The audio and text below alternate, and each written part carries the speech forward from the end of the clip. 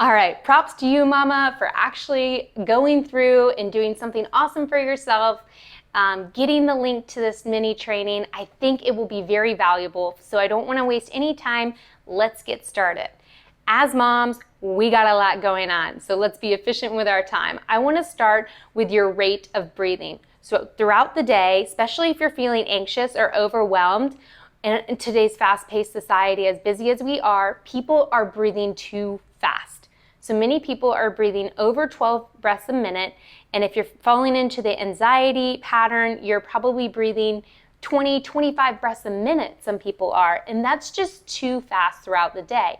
You're sending that signal to your body to be stressed just with your breathing pattern. So if you have never looked at how fast you're breathing, your rate of breath, how many breaths you take in 1 minute, I want you to do that. So the healthy range is between 8 and 12 breaths a minute, and even less has been researched and shown to be beneficial as well. So it's not about take a deep breath, that's not the best advice. It's more like breathe less, breathe slower. So how do you do that? How do you start to implement slower breathing practices? I like to shoot for a 4-second inhalation followed by an 8-second exhalation, and this is for times that I'm really feeling stressed. If that doesn't work for you, then just try a balanced breathing rate, 4-second inhalation followed by a 4-second exhalation. So just by connecting with the speed of your breath, you can start to send signals to your body to relax and chill out. I still rock our 1-year-old to nap time and sleep, and I really like to practice my breathing during that time. The lights are dim. I also practice my breathing while I'm cooking, while I'm vacuuming, I'm cleaning. I like to implement these practices, as any good mom would, throughout the day. There'll be times that I find that I'm super anxious, or if I can't fall asleep, I'll use the 4-8 breathing method, and I like to practice those laying down. So tune into your breath, see how fast you're breathing, and that is one thing you can do today to really support your body. If you don't know how fast you're breathing, I would recommend taking your phone, setting a timer for 1 minute, and counting your breaths. Inhale, exhale is 1. Inhale, exhale 2. Just keep counting till you get to a minute. Now here's what I'm going to try to recommend as well, is please don't change the pattern of breathing just because you know you're testing yourself. Nobody's looking at your number besides you. When I first tested myself, and I mentioned that I had postpartum anxiety with our second child, probably with our first as well, but I didn't, I wasn't the first child, I checked my breathing rate and it was 19 breaths a minute. So that is entirely too fast. That is one of the first things I worked on. I was already working with a mental health counselor, which I totally recommend if you need that. It's a great avenue to help yourself with anxiety. But just by changing the rate of my breathing, I felt at more peace throughout the day. So my rate of breathing is the first thing I changed. And again, I was like at 19 breaths a minute. That's too fast. We're trying to be at 8 to 12 breaths a minute throughout the day. And the way we do that is we practice. So practice how you want to breathe.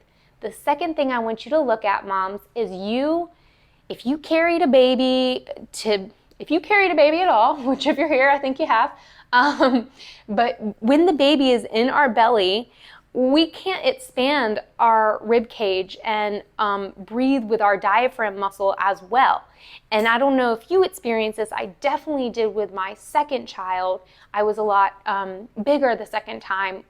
I felt that shortness of breath. So I had developed a upper shoulder, neck, chest breathing pattern. I was breathing up here all day. So that contributes to your stress. It sends a response to the nervous system to be in the sympathetic, the fight or flight nervous system. It perpetuates that feeling of anxiety and overwhelm. And so after we have our babies and we fall into a shallow breathing pattern. It's very hard not to. You know, we get thrown into motherhood, and it's hard to take time for yourself to practice what the correct breathing pattern is. And for me, it was really hard to even figure out what that was. What is a good breathing pattern? And the pattern I'd like to explain to you today is called 360-degree breathing. So this is a really great way to learn to breathe and breathe well. Because if you have a minute, I'd like you to do something real quick for me. Inhale 3 times. So take in 3 deep breaths. Inhale deep and exhale. Inhale. Exhale. And one more time. Deep inhale, deep exhale. So I want you to notice when you breathed in, did everything lift up? Did you rise up and then fall down? Rise up and fall down? Check it again if you don't know. Or when you breathe in, did you expand out and pull in? Expand out and pull in. Many of us, if we are honest with ourselves, can easily fall into a reverse breathing pattern where we suck in on the inhale. Suck in on the inhale. And you see when I do that, my diaphragm goes up. Well, you can't see my diaphragm, but you can see my shoulders go up and my belly pulls in on the inhale.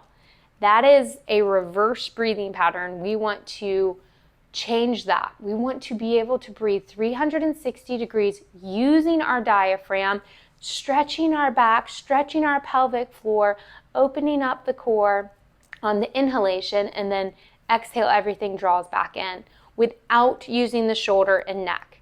So when you breathe in, we'll breathe in through the nose. The breath will come in. You'll feel, you can hold your rib cage. You'll feel an expansion in the ribs. The ribs should go out laterally. If you have not done this before, it's going to be hard to get at first. So give yourself grace. If you've been breathing the opposite pattern all your life, this is going to be a little bit of a practice, but it can definitely be changed and fixed. Then your fingers can be on your belly, and I like my thumbs on my back. When I inhale, there's an opening, there's a closing. So your shoulders will move just a little bit, but we're not sucking in when we inhale, okay? Everything opens up, 360 degrees. You should even stretch the pelvic floor. Open it up. Many women who have pelvic floor disorder might have tight pelvic floor muscles. And even from our breathing, if we're not breathing the correct pattern, they can keep engaged. So if you're breathing in the right pattern, then on your inhalation, every time you should be relaxing in the pelvic floor.